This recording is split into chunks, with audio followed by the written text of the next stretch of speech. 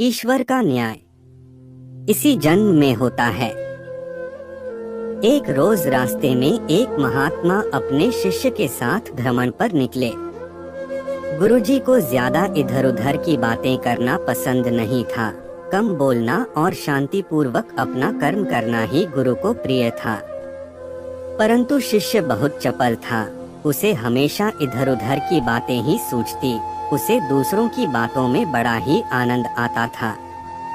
चलते हुए जब वो तालाब से होकर गुजर रहे थे तो उन्होंने देखा कि एक धीवर नदी में जाल डाले हुए हैं। शिष्य यह सब देख खड़ा हो गया और धीवर को अहिंसा परमो धर्म का उपदेश देने लगा। दोस्तों, वीडियो लास्ट तक जरूर देखें। लेकिन धीवर कहाँ समझने वाला था। पहले उसने टाल मटोल करनी चाहिए और बात जब बहुत बढ़ गई तो शिष्य और धीवर के बीच झगड़ा शुरू हो गया। यह झगड़ा देख गुरुजी, जो उनसे बहुत आगे बढ़ गए थे, लौटे और शिष्य को अपने साथ चलने को कहा एवं शिष्य को पकड़कर ले चले।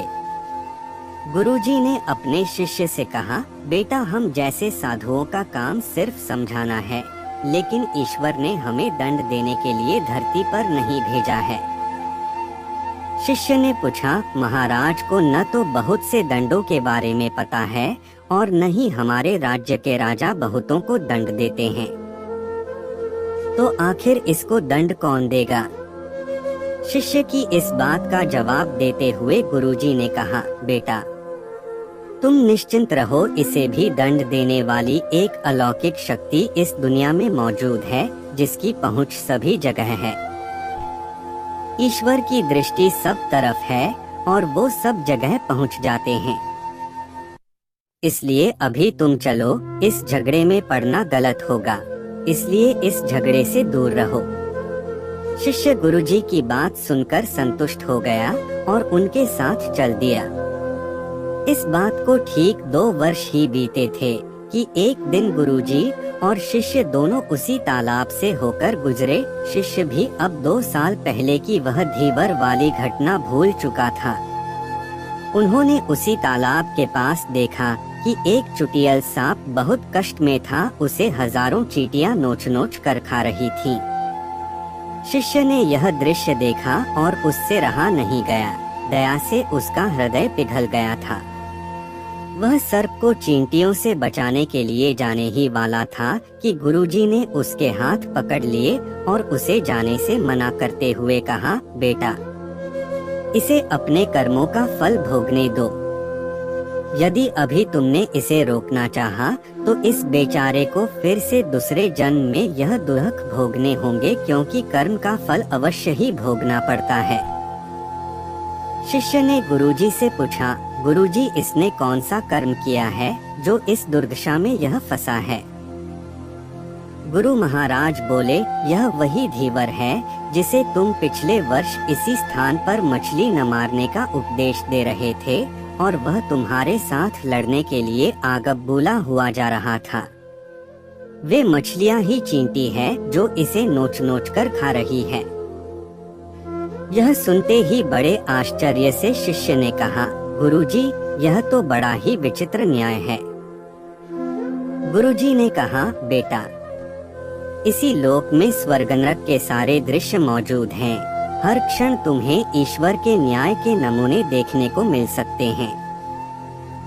चाहे तुम्हारे कर्म शुभ हो या अशुभ, उसका फल तुम्हें भोगना ही पड़ता है। इसलिए ही वेद में भगवान ने उपदेश देते हुए कहा है, अपने किए कर्म को हमेशा याद रखो, यह विचारते रहो कि तुमने क्या किया है, क्योंकि ये सच है कि तुमको वहाँ भोगना पड़ेगा। जीवन का हर क्षण कीमती है, इसलिए इसे बुरे कर्म के साथ व्यर्थ जाने मत दो। अपने खाते में हमेशा अच्छे कर्मों की बढ़ोतरी करो, क्योंकि तुम्हारे अच्छे कर्मों का परिणाम बहुत सुखद रूप से मिलेगा। इसका उल्टा भी उतना ही सही है, तुम्हारे बुरे कर्मों का फल भी एक दिन बुरे तरीके से भुगतना पड़ेगा।